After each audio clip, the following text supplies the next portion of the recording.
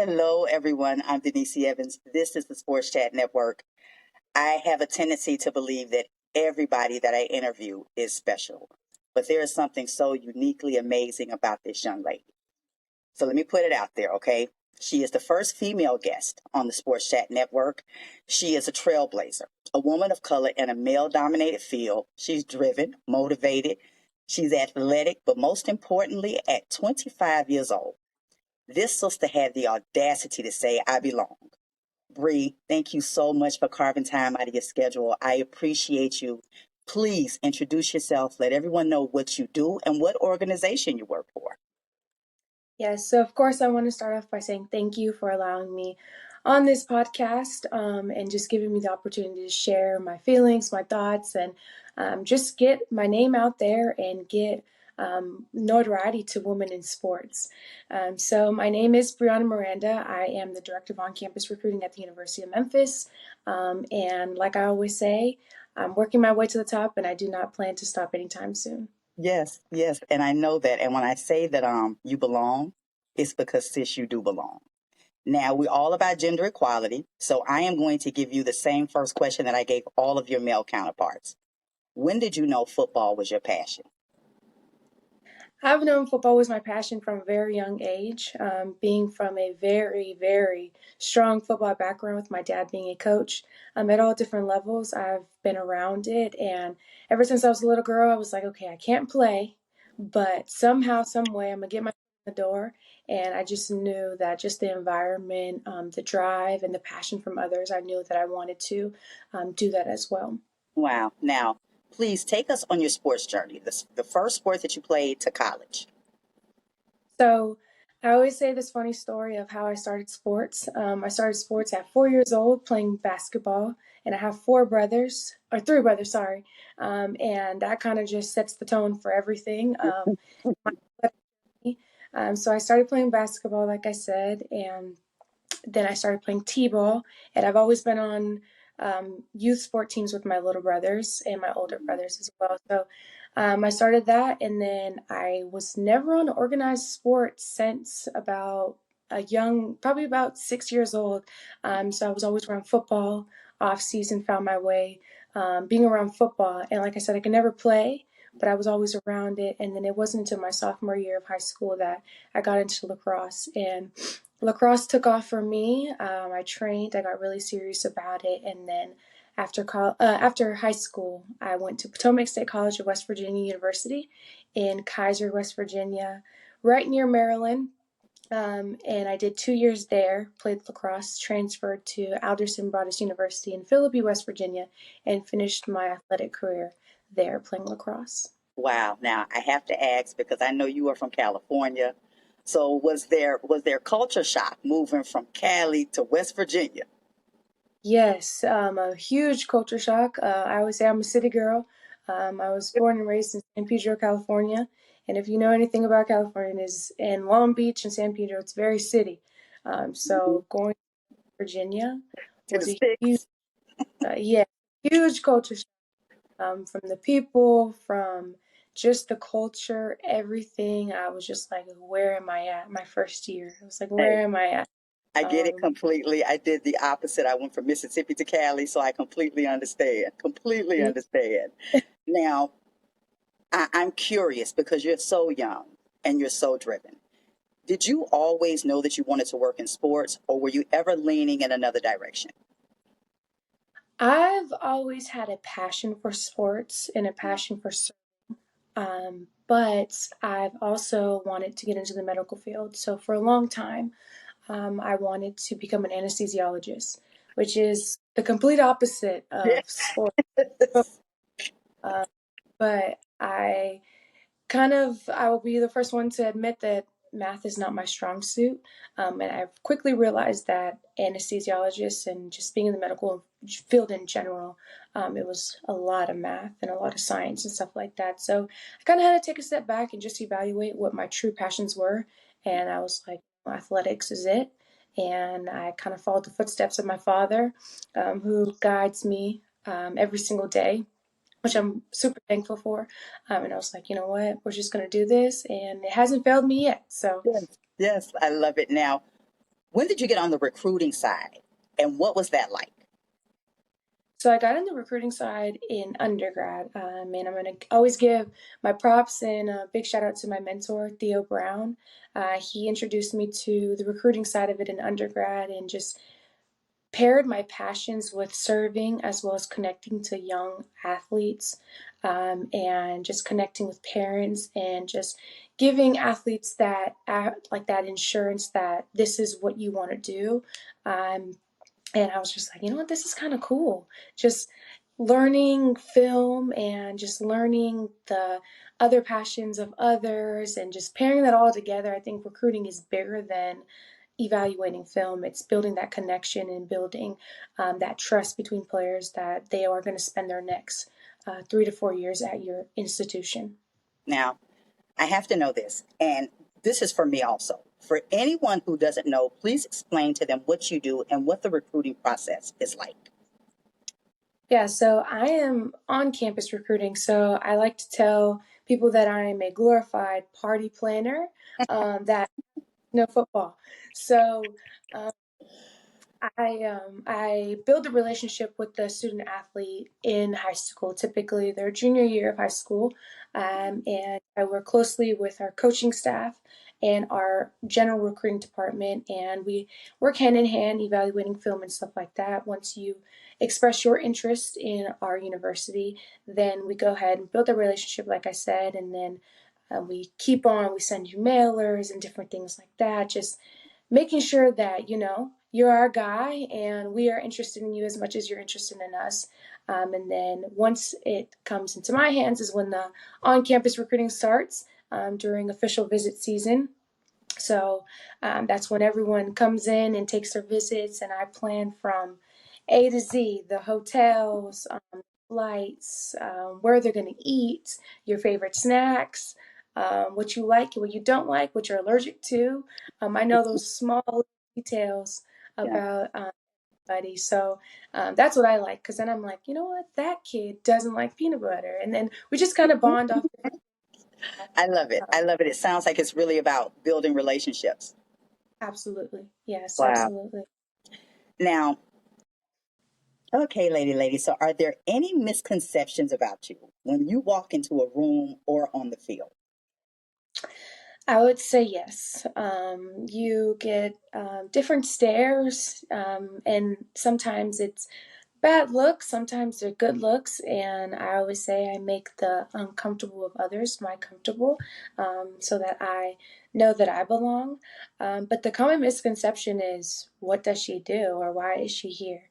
And I Mhm. love to explain my job and my role to others, and I think that brings awareness to not only my role, but awareness to other women's roles, which is growing very fast in our profession. Yes, yes, agree. So, I know you come from a huge football family. Mm. Do you think that coming from that background plays a part in the experience you have now?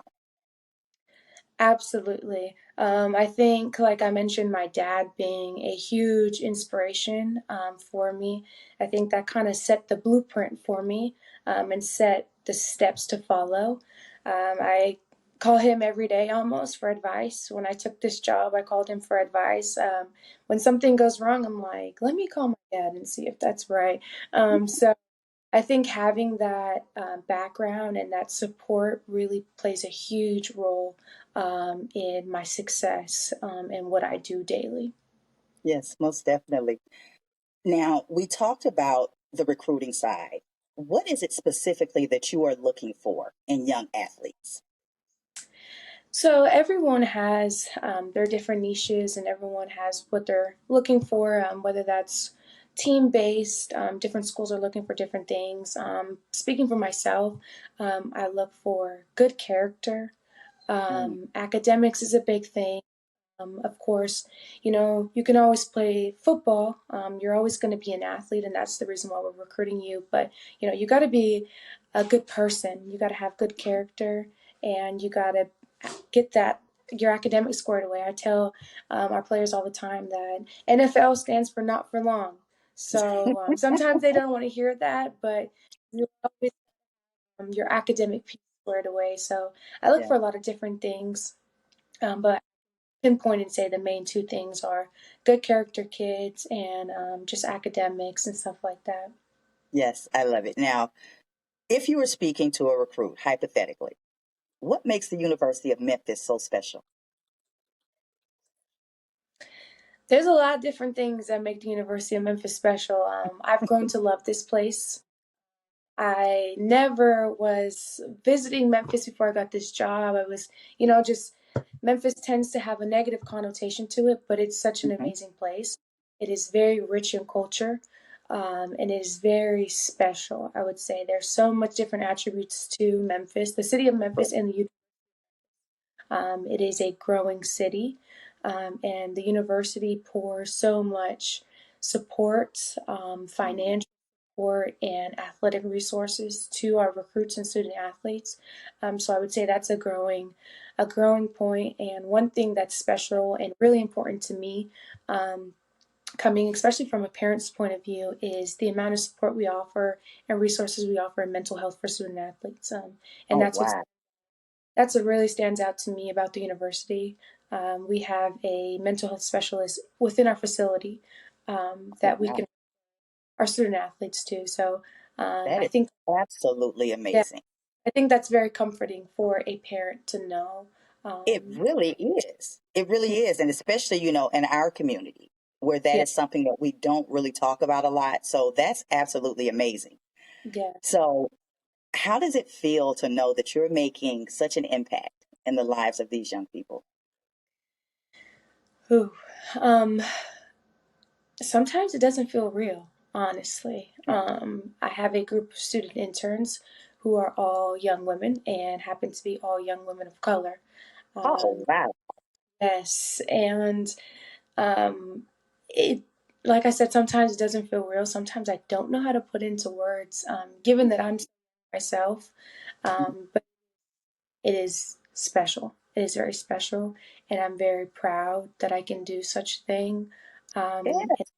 I'm just very happy that they look up to me and see me as someone um, that is who they want to be one day, which is Yes. really, And kudos to you. Kudos to you for yeah, being able to do that, because it takes a lot, and to be in that role of leadership. And I can tell that you're driven. I can tell that you stand on business. I hate to yeah. say that, stand on business. I hate to say that, but it's so true. It's so true.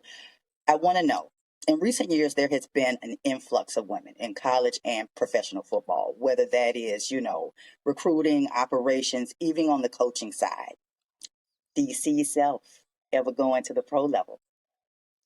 Absolutely. That is my end goal. Like I say, I'm working my way to the top. And I do plan to be on the professional level. I feel like I've jumped pretty fast, Yes, you and have. Yes, you have. jumped pretty fast, and I'm very blessed to do that. So one day, I hope to be on the professional level and inspire others on an even Wow. more broad spectrum. Know that you are an inspiration already, okay? What advice do you have for young women who may want to follow in your footsteps? I think my biggest piece of advice is to go get it. Go get it. Don't listen to anybody. Don't be afraid. I was a little timid at first, and it is very intimidating. It can be a little scary. Hmm. Um, know that you belong, and know that those barriers are very easy to break down. Yes, Uh, just go get it. As long as you have that mindset, you're going to achieve anything that you want. And it might sound cliche to say, but not at all. it's out there, and we are in an era of women in sport and black women in sport specifically. So it is bound for us to win, and I am happy for all of us, and I can't wait to see the direction that sports goes for all of us. I can't either. I can't either. And I can't wait to watch your growth. I can't Man, wait to see what this progression looks like. Now, you touched on your father earlier. So I have to ask, how has your father played a role in who you are and the path you've chosen? some may say I am like the spitting image of my father.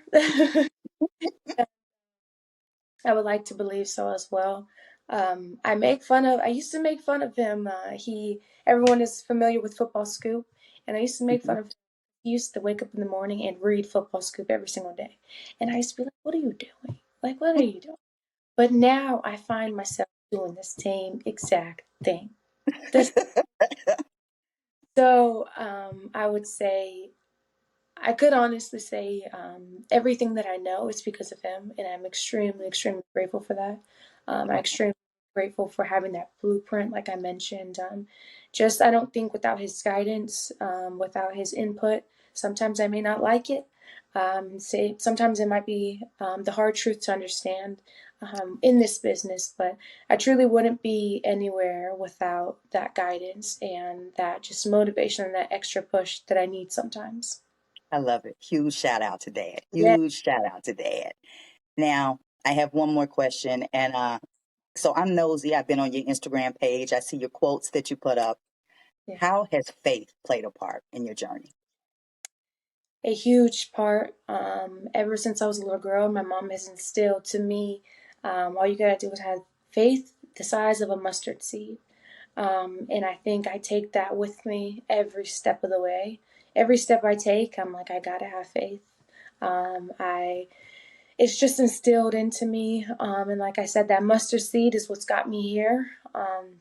And it's just evolving every single day.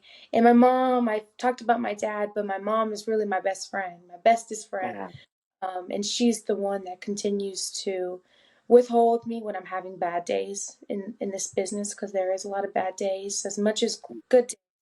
But she just constantly reminds me to keep my faith and just don't lose sight of the, don't lose sight of my ultimate goal and just continuing to believe in God and believe in His process and trust the process. Yes. Let me tell you something. Your parents did a great job, okay? Please Thank, let them know that I said that, okay? Bree, this is the first of many conversations with us. Thank you so much. You thank, are on the fast track to greatness, okay? May God continue to guide your steps. Like I said, I can't wait to watch this forward progression because I know that everything, every goal that you have set for yourself, I know you're going to accomplish it. ma'am. Thank you, thank you, thank you. And we will talk again soon, okay? Thank you. Thank you, Bree.